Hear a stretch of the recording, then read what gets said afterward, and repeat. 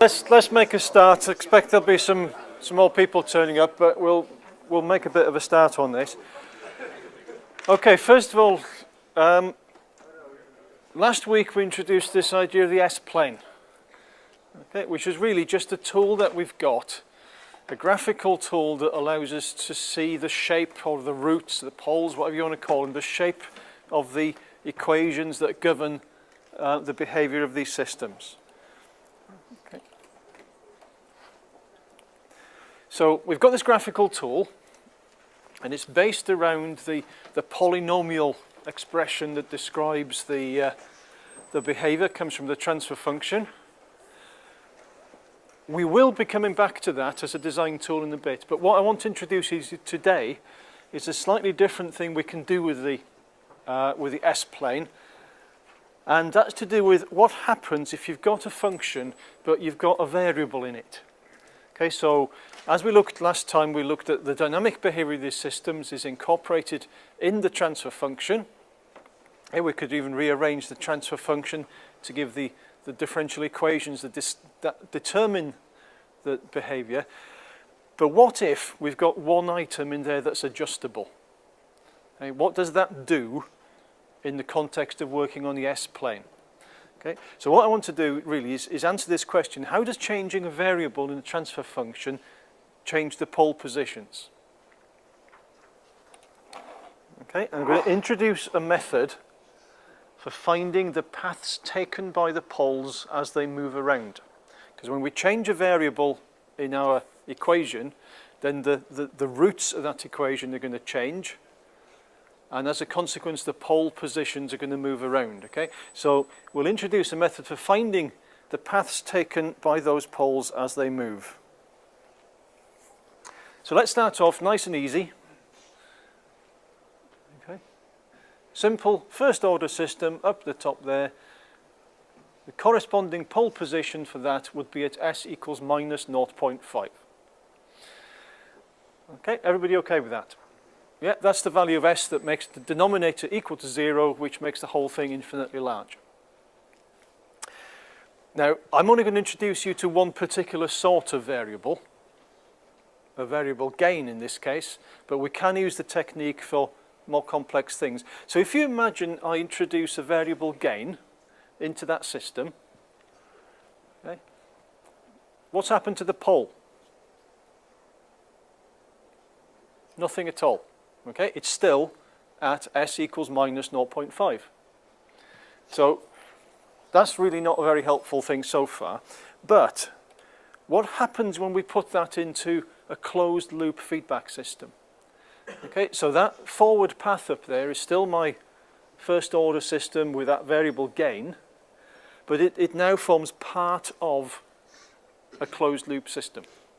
So cast your minds back to all that block diagram algebra and evaluate the closed loop transfer function. Okay, g over 1 plus g times h. Yeah, if you do that, here's the result, g over 1 plus g times h, and simplifying it out into standard forms, what I end up with is kind of a gain quantity here and a first order lag here. You can check the algebra yourselves if you want, but I think it's right. So when we introduce this gain into the closed loop system, it doesn't behave in quite the way that we'd expect. Okay. So let's look at what happens. If I make k equal to 1 for the sake of argument, okay, what I get out of this, k over 1 plus k is a half, and 2 over 1 plus k is equal to 1. Okay, so my pole position, that used to be 2s, it's now 2 over 2, which is 1s. My pole position has changed. Yeah. What if I make k equal to 9? Well, the amplitude here becomes 9 over 10. And the time constant here, which we use to find the pole position, becomes 2 over 10, 0.2s. So the pole position now will be at -5. So it's moving again. Let's make k bigger still. Let's make k 99. So that becomes 99 over 100. And the time constant here becomes 2 over 100, 0.02. So the pole position is at -50.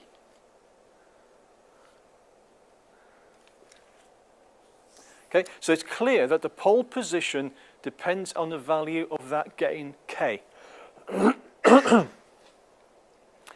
When k equals 0, it's in the same place as the open loop pole was.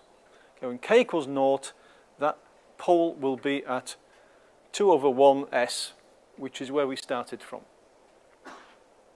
Okay. As we increase that gain k, then the pole position is moving. And if you remember just a couple of minutes, the examples I took, the pole was moving from -0.5 and it was moving leftwards, -5, -50. It was, if I had my S-plane up here, it would have been disappearing off to the left. Still on the real axis, but disappearing off in that direction. Okay, so changing the gain k makes this system's dynamic behavior change. That's a little bit counterintuitive, because what we'd expect by putting a gain into a system, you think, well, what do gains do? Well, they make things bigger and smaller, don't they? So what actually happens to the amplitude in this closed loop system is that depending on the value of gain, what happens if I make k infinitely large? What does that become? K over 1 plus k, when k is infinitely large. 1. Okay, so again, excuse me, slightly surprisingly, when we think of putting a gain into a system, we think in terms of making things bigger. But because of the way that the closed loop configuration works, all that happens as we increase k is that that system overall gain gets closer and closer to 1. Okay, it doesn't get any bigger than that. And that's what one of the features of the closed loop layout as it's shown here, is that we can use any value of k in there, and all we're doing is we're pushing that overall amplitude term here simply closer to 1. Okay. When k equals 1, it's 0.5. As you make k bigger and bigger, it just goes from 0.5 up towards 1. So, I could digress here and start telling you about this particular format of negative feedback was developed when they were, or partly developed, when they were stringing telephone lines across the United States. We had very, very long distances. Okay, and what was needed was repeater stations with amplification, so the signal was maintained. And in those days, you're looking at relatively crude by today's standards devices, valve-operated amplifiers or even transistor amplifiers, and if the valve was to pop, a chap would travel along the line and replace it with another one. And the value of gain he would get would be different, simply because the difference between two transistors with the same part number on, or two valves with the same part number on. So this kind of feedback mechanism was originally developed, or one of the reasons, in order to make the systems fairly immune to changes in gain. So you could go parts swapping and it didn't really matter very much. Okay. So in our case, with this configuration, no matter what we do to k, it's approaching 1. The other thing that's a little bit counterintuitive is, again, because in our minds we tend to think of gains as making things bigger or smaller, but in fact the gain in this one is making the system faster. Okay, so by simply putting a gain or an amplification stage in that loop, we're not really making the output much bigger, but we are making it faster. Okay, because the k term appears in the time constant for the closed loop system and the pole position. Okay, so it's now clear when the pole position depends on the value of k, starting at s equals minus 0.5 when k equals to 0, and becoming increasingly negative as k is increased.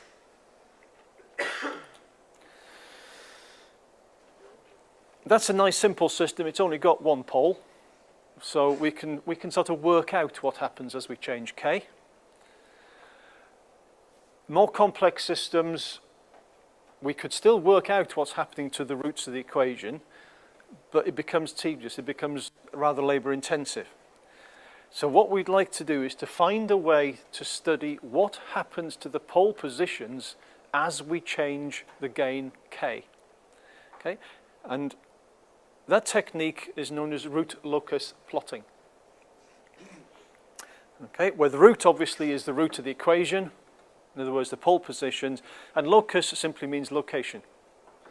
And what we're looking at is what happens to the position of the root as we change k between 0 and infinity. Okay.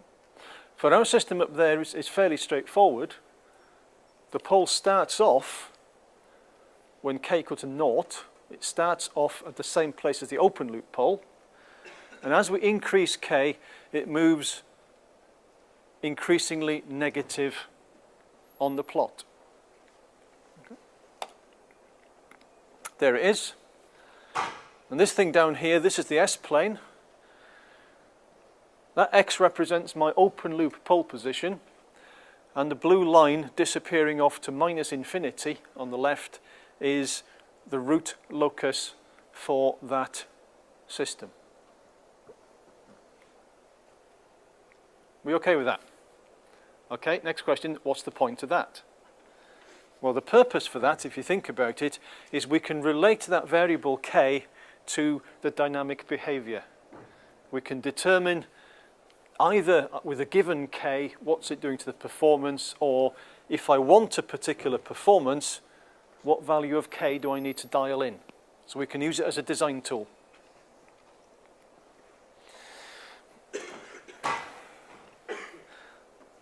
Oh, Mr. Gates has let me down. Sorry about that.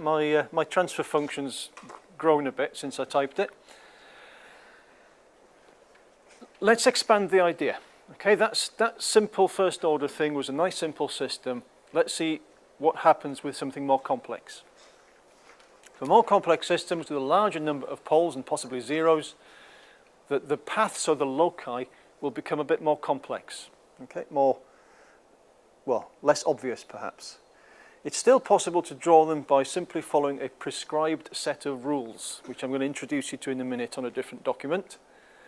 Okay, and also those of you that have started to use MATLAB for this kind of stuff, there is a command for drawing root locus plots, imaginatively titled RLocus. So those of you that are playing with the software, you can experiment with that as well.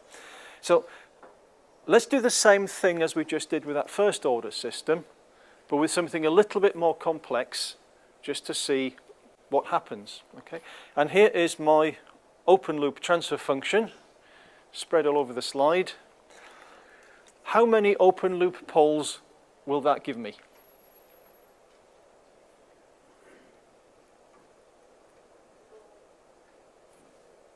4, thank you. Yeah, if you multiply this out, we would get an equation, the highest power of s would be s to the power 4. Okay, so that tells me if I was to factorize it, I would get 4 roots, so hence 4 open loop poles. Do I have any open loop zeros? And if so, how many? 1. Okay, and it belongs up here. So, where is the open loop 0? -2. Okay, -2, if I make s equal to -2, that top bracket becomes 0. So -2 is an open loop 0 for this system. Where are the open loop poles? Well, let's start with that one. Where's that one? 0. Yeah, at the origin. This first order one? Roughly. -3-ish, yeah. What about this? How would you find them? Okay, I'm not asking you to do this in your head, don't worry. Okay. Factorize that quadratic, we get the 2 poles. Looking at this, it's entirely possible, I don't know yet, but it's entirely possible that they would come out complex, as a complex pair.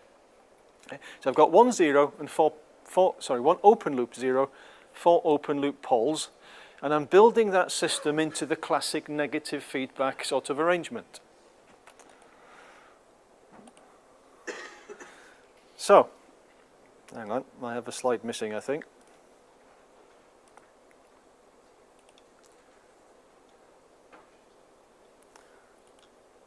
No, it's shortcut. The slides put it all on. This is actually a MATLAB output because I'm far too lazy to draw it by hand. There's my closed loop system. If you work out the closed loop transfer function, that variable k would end up in the denominator equation, which gives us what we call the characteristic equation for these things, and it's a variable. We've already determined that that would come out 4th order. Okay. So if I wanted to do this manually to find out what happens as I change k, I could choose a number for k, pop it in the equation, and find the roots of that equation for that value of k. Then I choose a different value for k and find the roots of the equation again, and choose a different value for k and plot what happens to the poles and zeros. Don't know about you, but personally I don't want to spend my time manually finding the roots of a 4th order equation just because I change the value of k each time. Okay? In fact, I don't think I could, not with a 4th order equation. I have enough trouble with the quadratics. So evaluating them mathematically isn't a good method for you and me. It might be okay internally in a computer software program to find the roots and do it that way, but what I'd like to find is a more human-friendly way of producing these paths. Okay, let's just look at the picture here. One of my poles was as the origin.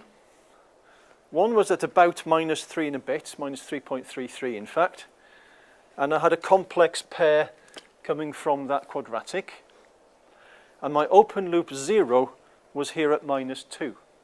Just as you told me they should be. The coloured lines represent what happens to those pole positions in the closed loop as I change k. Okay, so this one, the integrator, the one at the origin, as I increase k, travels off to the left and disappears into the 0. Okay. My first order one out here does just the same as that first order system we looked at, which it becomes increasingly negative, goes leftwards along the real axis, eventually ending up at -infinity. The complex pair is a bit more interesting. Okay. This complex pair here, as k is increased from 0 to infinity, these things travel along upwards and rightwards. So, what do you think happens if I increase k to the point where I trip over into the right-hand side? Yeah, it becomes unstable, doesn't it? So, if I could use these pictures to work out, whatever you do, don't increase k past a certain point, I can inform myself about not allowing that system to go into an unstable condition. So, there is a point to these things. Okay, few rules. Loci start at open loop poles. Okay, so if I draw little arrows on these to show direction, they all start at an open loop pole, which is why I've got 4 of them. They all finish either at an open loop 0 or at infinity. But infinity in sort of any direction, if you like. It could be minus real, positive imaginary, but the paths basically disappear off to infinity. That's the other possible place where they can end.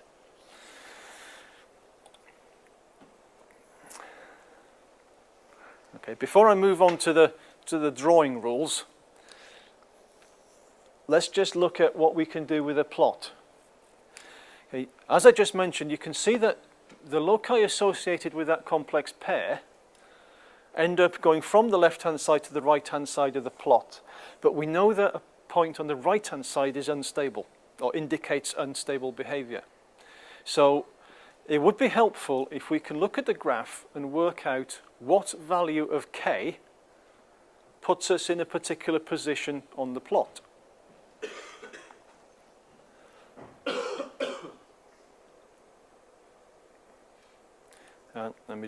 Let's not do that. Okay. So let's just say, for example, I want to end up, I'd like to scribble on this, but the scribbling device is broken, I'm afraid. I'd like to end up with a value of k that puts me precisely on that, right on the verge of instability. I'm going to go back a slide, because that one's easier for me to reach. Okay, no other reason, same picture. So if I wanted to end up at this point, what value of k puts me there? Well, I can work it out extremely easily using a root locus plot. Let's say I'm interested in this point. What I need to do is to measure the size of vectors from every pole, every open loop pole to that point. So I'll get my ruler out from that pole, from this pole, from that pole, and from this one, and I'd multiply those together. Okay. I'd then measure the distance from all of the open loop zeros to that point. In this case, we've only got to 1, and I would divide by that number. Okay. The answer you get is the value of k that places you at that point you're considering. So we've got a very straightforward graphical scheme which lets us work out how much of the gain k we need in order to give us a particular behavior. Okay. And you don't have to just use it for finding points of instability. We can choose any design feature of the ones we spoke about last week. Something like, if you were interested in a particular overshoot, that would translate to a zeta value, which means we have to be on a construction line at a particular angle. Again, if your root locus intersects it, we can work out how much gain we need to achieve that performance. Okay. Does any of that make sense? I'm hoping at least, we've got one nod, that'll do. Okay, that's the slide from last week, just to remind you about the design features. So we've got settling time that way, rise time that way. We can indicate zeta or damping ratio based on that angle subtended there. So I can take any one of these design features as a construction line and see, well, does my root locus plot allow me to achieve these features? And if it does, I can work out the value of gain I need to make it happen. Okay, we can design a system so that the poles will give us the behavior that we want, and then we can evaluate the gain required to make that the case. That's a reminder again.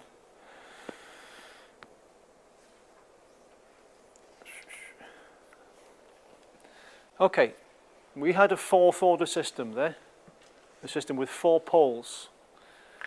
I've mentioned this already really, but I'll go through it again. 4 poles, 4 open loop poles gives rise to 4 loci, 4 paths. Okay, and you might at first glance look at them and say, that's giving me conflicting information about behavior. Okay. So all this is a reminder that you need to think about which poles dominate the overall behavior. Okay. And the ones that dominate the overall behavior are the ones closest to the origin on the real axis. In other words, don't worry about their imaginary distance up, but the ones that have got the value closest to the origin in real terms. Unless you've got an unstable set out here to the right-hand side, in which case I'm afraid to say they tend to dominate anyway. Okay, so I mentioned that last week anyhow, but this is just to reinforce that the dominant poles are the ones with the real value closest to the origin. Okay.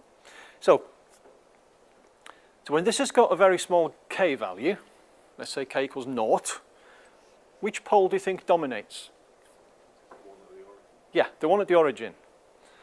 Okay, so it starts off behaving a bit like an integrator. That's the dominant behavior. As I increase k a little bit,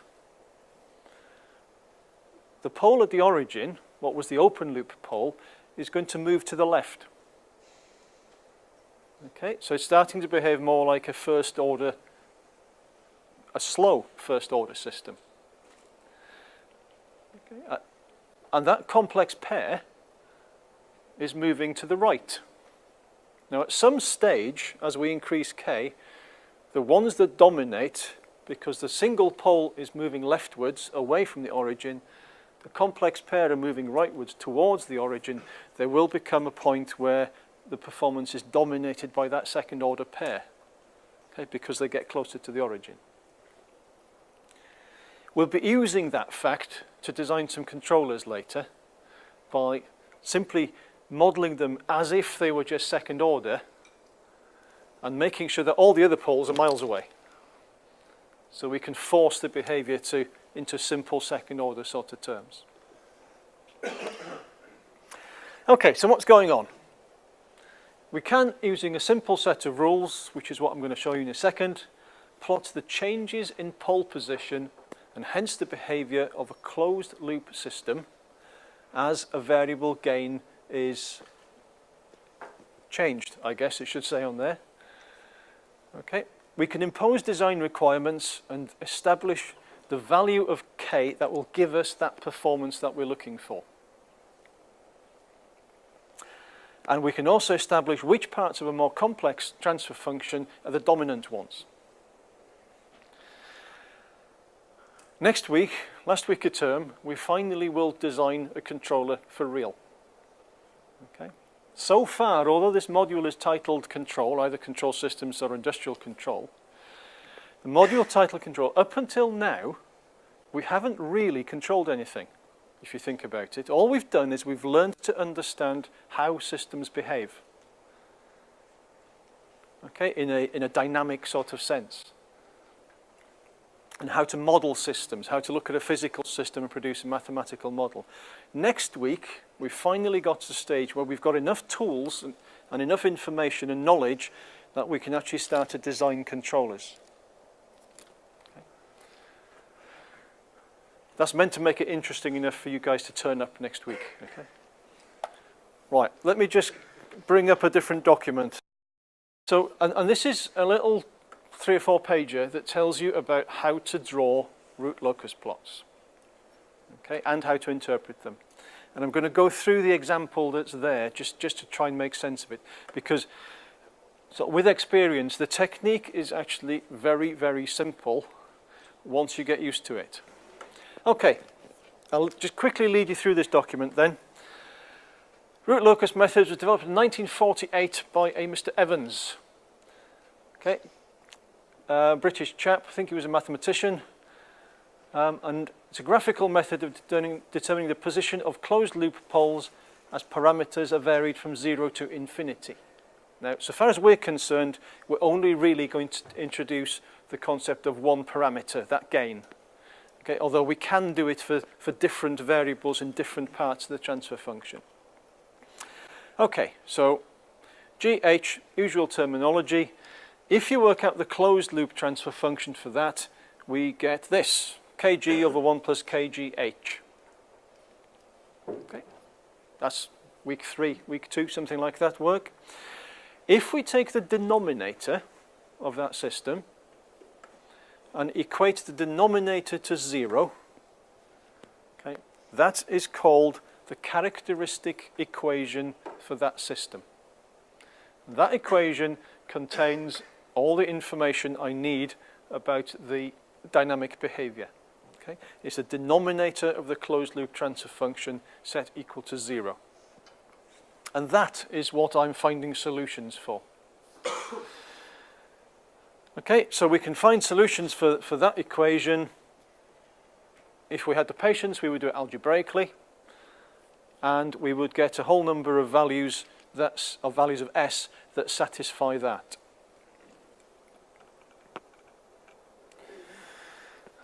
Is it worth the risk of putting this on full page, I wonder? No. I think is that better or worse? It's big enough to read?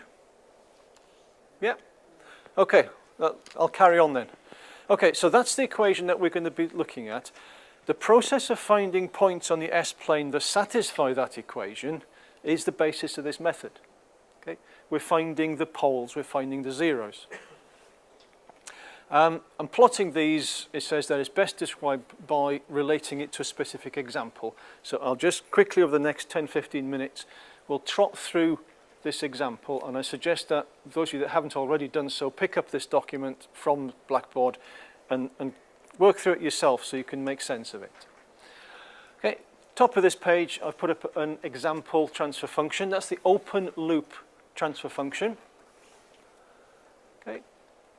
So from that, we can determine where the open loop poles and zeros are. And in the ideal world now, I would use the magic of technology and start scribbling and drawing the sketch as we go along. But I can't do that. Okay, so how many zeros do we have? Well, none. There are no S terms in the top. How many open loop poles? 3, I reckon. Okay, because that's a third order equation down the bottom, a third order polynomial. And fairly simple to see with this example, although that's strictly not in the form I like to present them, not in the standard form I like to use. We can see that we have poles at 0, -1, and -8. Okay, the open loop poles, they're all real, and they're at S equals 0, S equals -1, and S equals -8.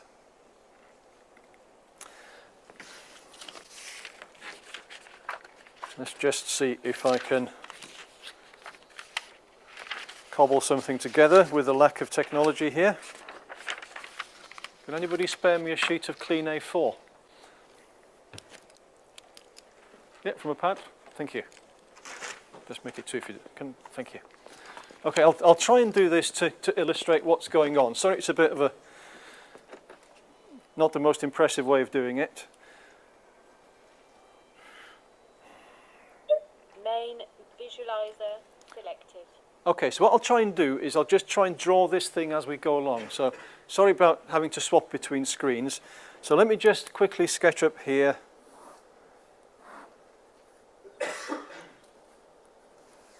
There's a bit of S-plane.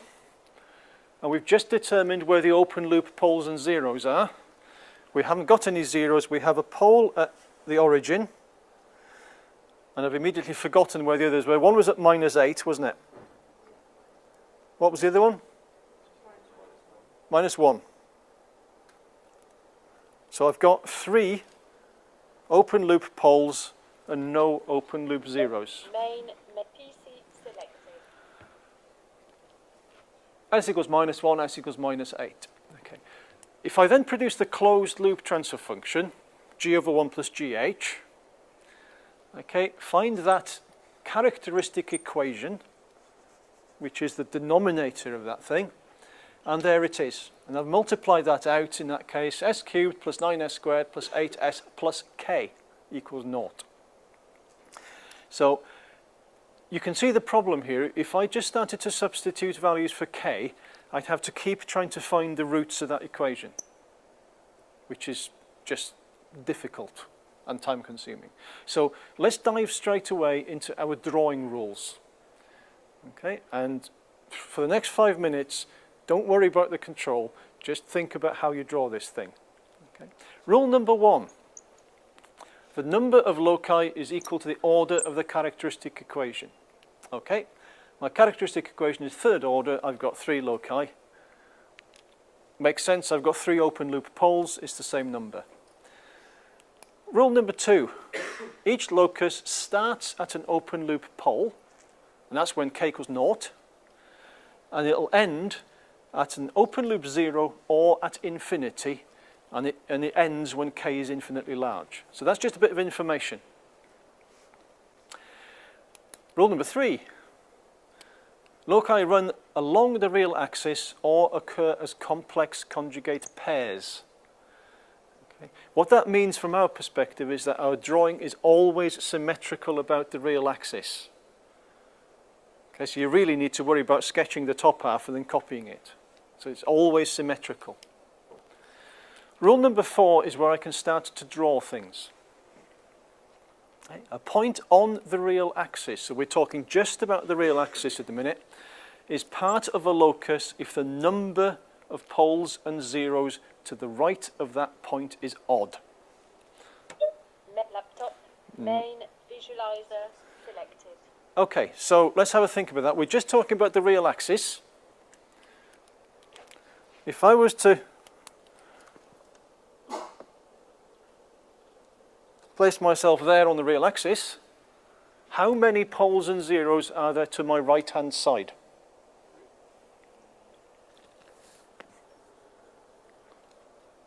Right, you're right, if you like. I should have, that's the back of my head, okay? So, how many poles and zeros to my right? None. Okay, for the purpose of root locus plotting, please consider none as an even number. Okay, so that is not part of the locus.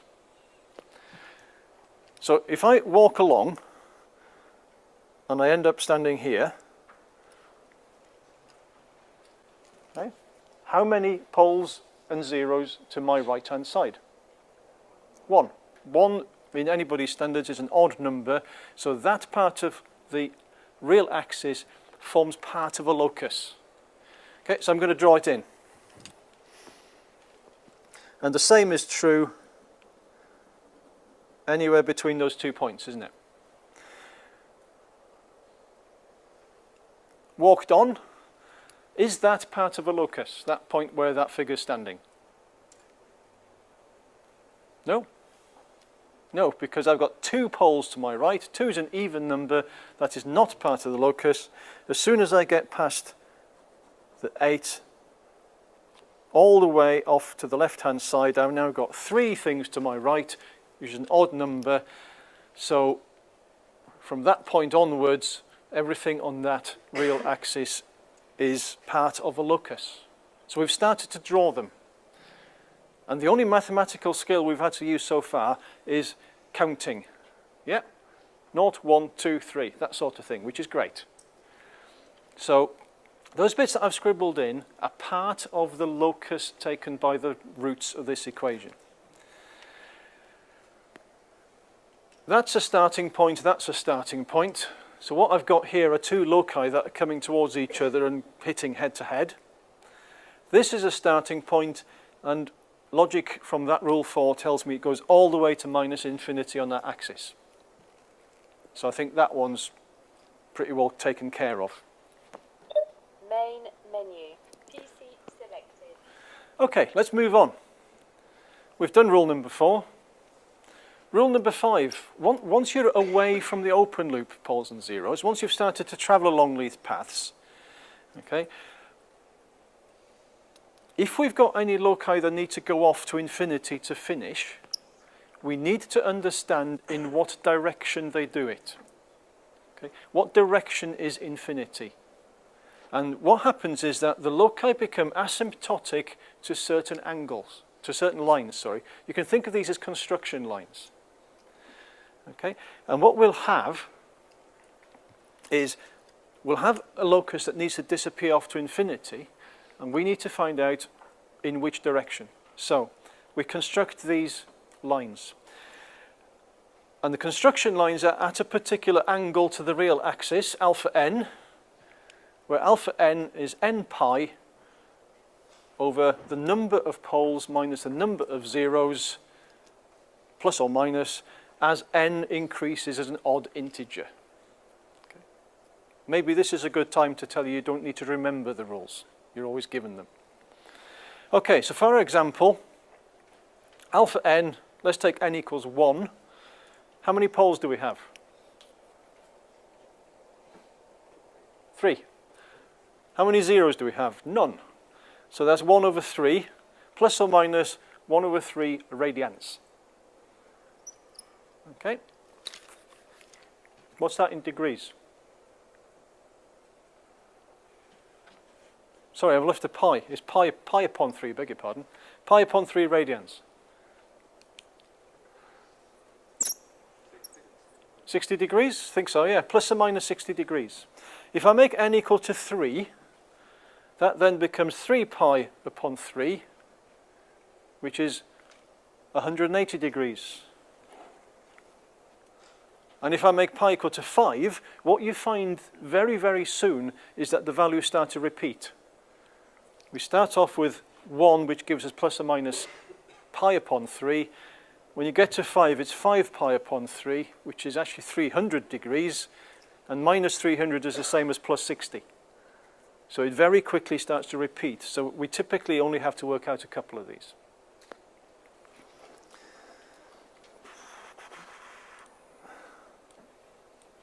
Yeah, go on. Okay. Plus or minus 60, plus or minus pi, plus or minus 300. So we know what direction these construction lines need to go. The trouble is, so far, we don't quite know where they start from. So the next rule is to figure out where they start from.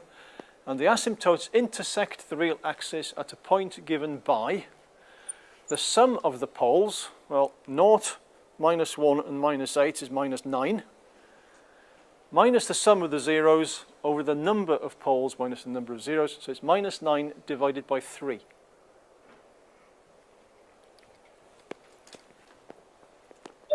Main visualizer selected. So somewhere back here, at minus 3, I've got a set of construction lines. At plus and minus 60 degrees. Okay. I've also got a set of construction lines at 180 degrees. But 180 degrees happens to be the real axis. And we already understand what's going on the real axis. So that solution is actually telling us the direction this one's going in. Okay. So I've got my construction lines, and what the rule said, if you think about it, is once you've gone a long way from the open loop stuff, the plots become asymptotic to those construction lines. So I'm going to sketch it in. Rough and ready, I think that my loci are going to disappear off towards infinity along those construction lines. Anybody with me? At least one, that'll do. Main PC selected. Right, we've got a problem in that our construction lines join the axis in a place that isn't part of the locus. Okay. Maybe flicked across screens too quickly there. So I need to find how my locus goes from, how my locus goes to the asymptote. I'm going to have to flip back, I'm afraid. Main visualizer selected. Okay, so I've got two starting points here and here. And the finishing points are off in that direction. So somehow, my loci need to leave that axis and go off to become asymptotic to those construction lines. So what the next rule is about is working out where they break away from the real axis. Okay. Somewhere between 0 and minus 1, I've got two separate loci that come head to head and are forced to become complex. And I need to work out where that point is. And it's called the breakaway point. Main menu. PC selected. Okay. Rule number 7, the breakaway point, or break-in, which I'll come back to in a second. The breakaway point is a point between two poles on the real axis, and it's the point at which the variable k is at a maximum along the real axis. In other words, how big can I make k so that it still gives me real solutions, not complex ones. Yeah. There's a couple of ways to do this. If you take the characteristic equation and rearrange it, k equals to something, okay, what we're looking for is a local maximum in k. So how do you use your mathematics to find maxima and minima?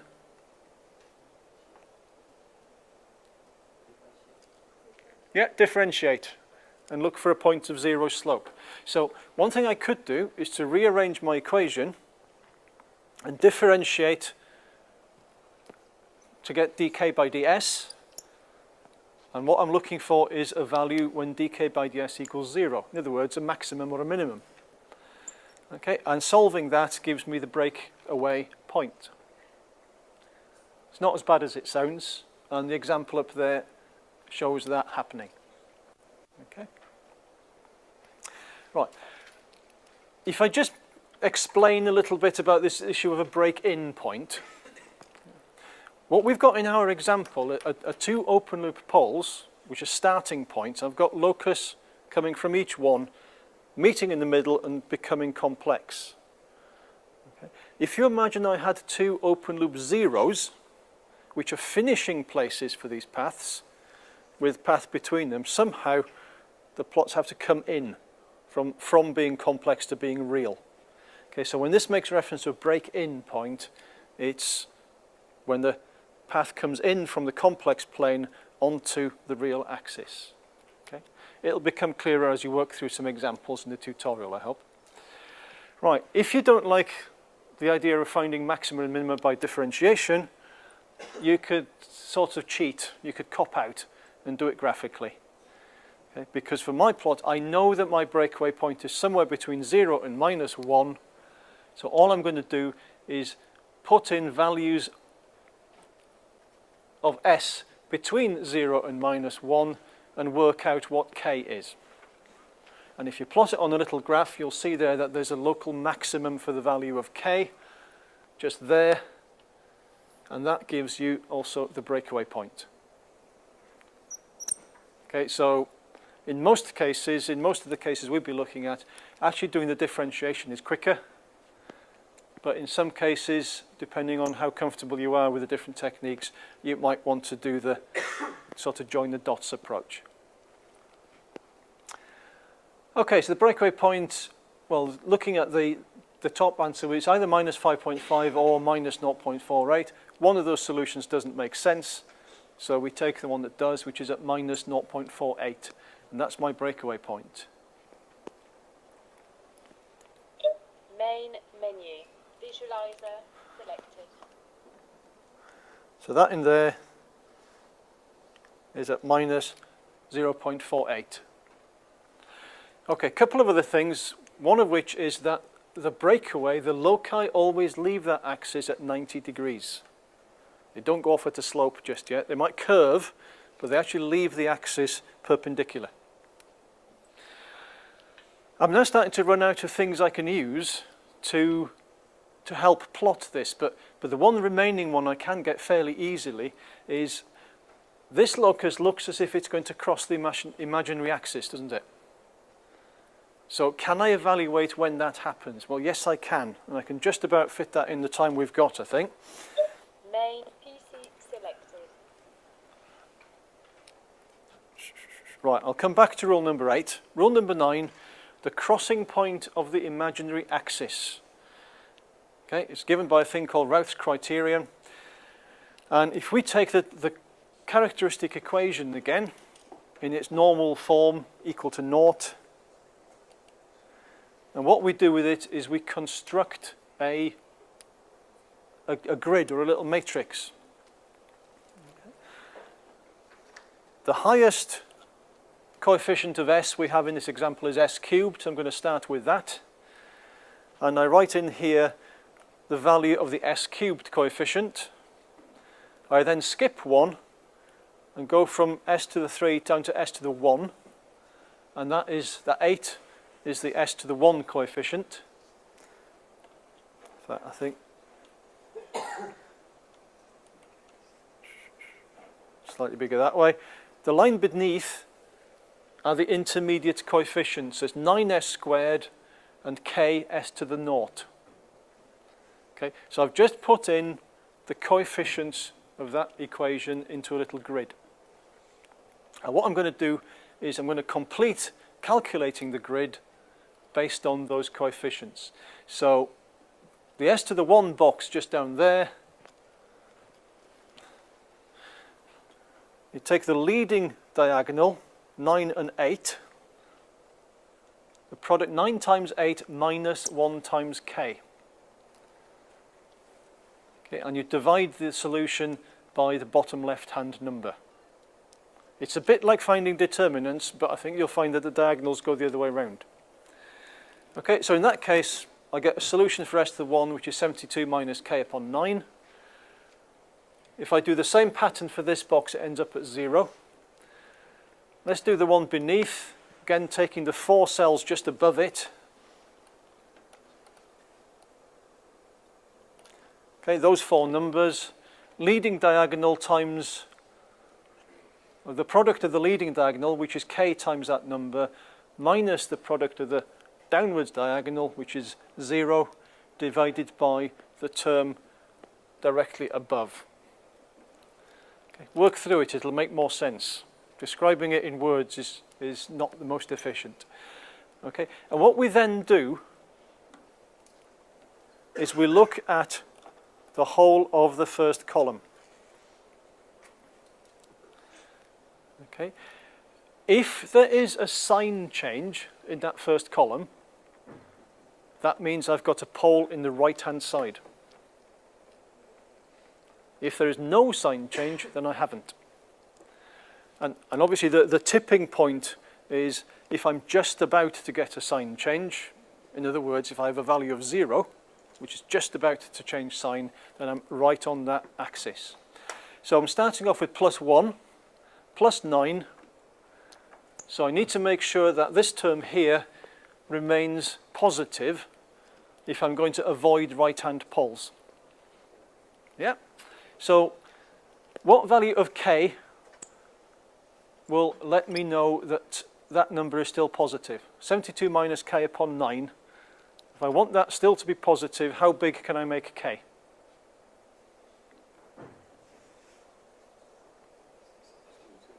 (72).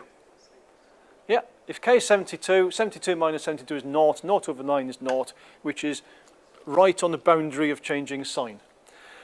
What about this one? What does this constrain me to in terms of values of k? Well, all that says really is that k's got to be positive, hasn't it? But I'm only looking at k between plus 0 and plus infinity, so that's not a problem. So what this is telling me really is that the maximum value of k I can have before I tip over into the right-hand side of the picture is 72. Okay. So what I would do is I would put k equals 72 back into the characteristic equation and solve it to give me the point at which I cross from the left side to the right side. But I don't have to. There's a nice cheat you can do. And the nice cheat is to take a thing called the auxiliary equation, which is that s squared line, 9s squared plus k, 9s squared plus 72, and solve that instead is much easier. Okay, the only thing that's going to give us a purely imaginary value is that sort of second order equation. And if you solve that, you get plus or minus j 2.83, which I can just about squeeze in before the next group comes into the room. Main visualizer selected. So that point there is at plus 2.83, and that is at minus. Okay, and the best we can do with this level of sort of construction points then is to draw the best smooth line we can through the points that we know about. Okay, that's taken longer than I'd hoped, so we'll have some practice in the tutorials about how to get the information back from this that's useful. Have a look at a document on Blackboard and hopefully it will make sense.